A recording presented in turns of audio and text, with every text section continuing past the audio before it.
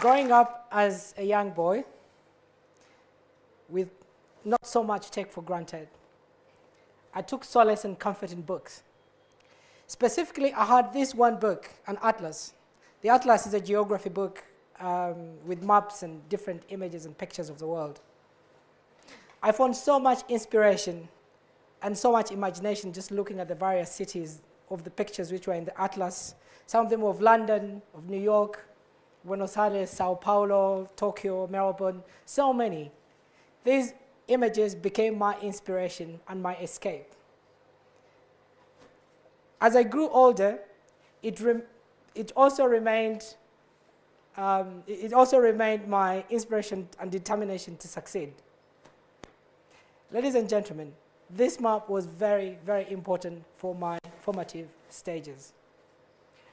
As they say, when you desire something so much, when your heart desires something so much and your heart is well-intentioned, the universe has a way of aligning opportunities along your path to make it work for you to be able to realize these dreams, even against so much odds.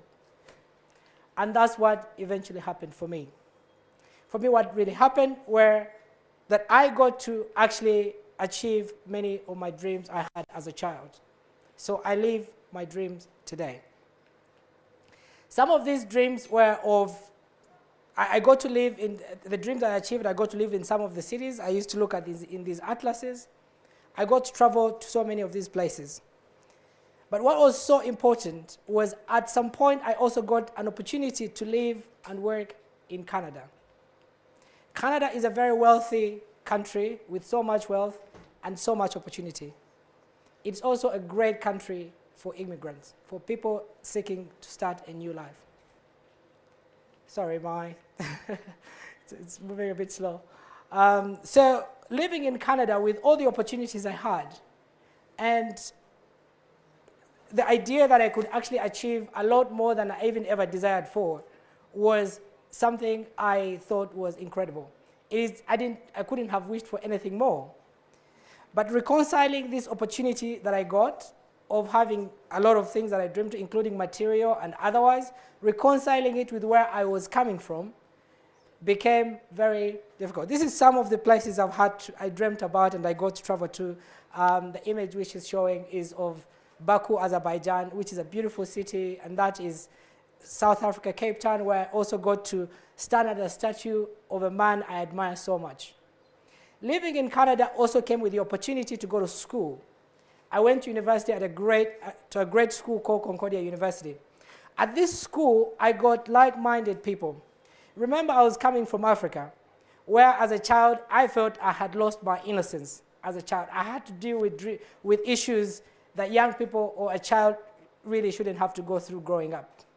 And somehow I always felt like to be able to regain my innocence, I had to go back to the place where I lost it. It's the only place where you can regain that innocence. So when I went to university, I met these incredible groups of young people who espoused the same values and ideas that I had.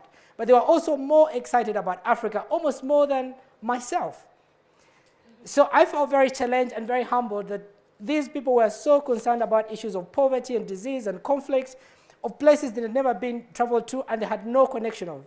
But through our roundtable discussions we had through a group which we call the Forum on International Cooperation, we talked about African issues with a global context. And every single time, these young people espoused so much energy to want to do something. We challenged ourselves to do something. We eventually moved, they needed an opportunity to come to Africa, so we would make some trips to come to Uganda and travel around East Africa, so they got to see Africa. And even the commitment to do something became much stronger. When we went back to the university in 2004, we were determined that we needed to run a campaign to get our students to do something and our generation to make a statement. Now, anybody who lives in North America would know that when you go to university and ask students to increase their tuition fees, even by $1, you can cause a riot, especially in Canada. It's a big deal to increase tuition fees, even by $1. Now, imagine our boldness then when we went and sat down with a friend of mine called Peter, and we sat down and said, we have to do something. we have to go to the students and ask them, because we thought about different programs, but there was no money. We had no money to fund these programs. We said, let's get the students to pay for this. So we went to the students, and we asked the students, would you, through a referendum question, this was everybody had to vote, would you contribute up to about $8, depending on how many credits you took as a class, would you contribute up to $8 as an additional on your tuition fees as a way of funding a Concordia Volunteer Board program that would give opportunities to students to travel to Africa, but also fund community development to a town called Gulu in northern Uganda, which was emerging out of conflict? So we posed that question. And you can imagine myself and Peter, who were holed up in his office, in the student office, and we were sitting down and said, my God, there's going to be a riot at this university. And we were just thinking of these groups we called the crazies. So we thought these guys are going to come for us. So we were just holed up in the office waiting what was going to happen, because the voting was going on in the whole day. But you can imagine then, at the end of the day, the students at Concordia, who are about 40,000 students, voted 75% yes. Wow. This, I remember just bursting into tears, crying, because it humbled me, it challenged me as an African, for these people who to be so concerned about issues they really don't have to be concerned about. But they put money where their mouth was, because these are issues we always discuss in classrooms and around round tables. So we established the Concordia Volunteer Board program, which has allowed hundreds of students to travel from North America for the last 7 years to come to Uganda and have a cultural experience, an intellectual experience, but also engage with their peers on issues of policy, politics, and etc.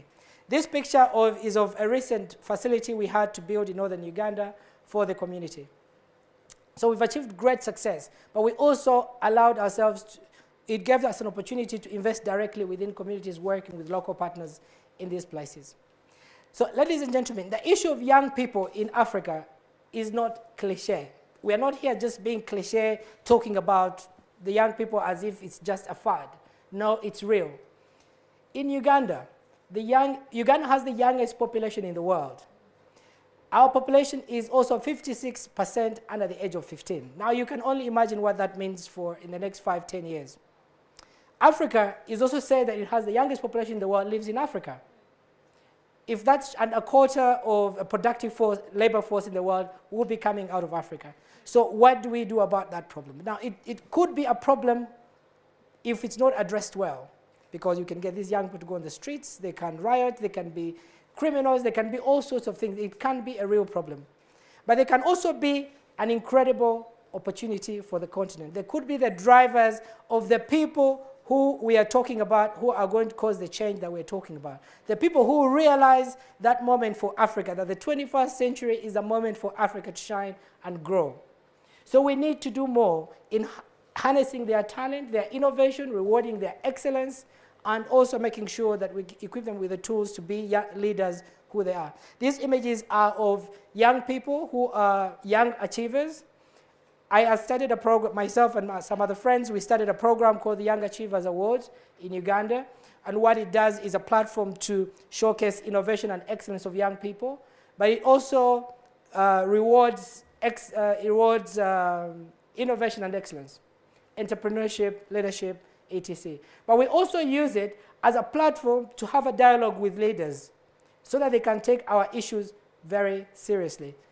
The image which was there before was of President Kagame handing over an award to one of the leaders. So we engage, it gives us an opportunity to be able to have these conversations with some of our leaders. The Young Achievers has been an incredible experience and has been an incredible success as well. So these young achievers inspire me so much. When I read their stories, I get a lot more out of this than they do. I got to share a stage with one of them today, George Baker, and I thought to myself, these guys are catching up faster than I thought. So, because the other day we were just giving him, we're considering him as the Young Achievers Award, and his story is so incredible and very exciting because I know the hardships he has had to go through to get to where he is. So this is very serious. The idea of shaping and creating opportunities for young people is very serious. The consensus is growing that this is Africa's moment around the world. That's the consensus. And it's only our generation who are going to make this happen. How we deal with, how we harness this opportunity, how we harness this moment for real opportunity. Working with global networks of like-minded people, like these young people I met at, Concordia University. Those are people, that's the generation that's going to make it happen. It's our responsibility how we shape our youth as leaders, and also how we guide them through the issues, the dangers of leading, so that they are able to effect the change that they need to do.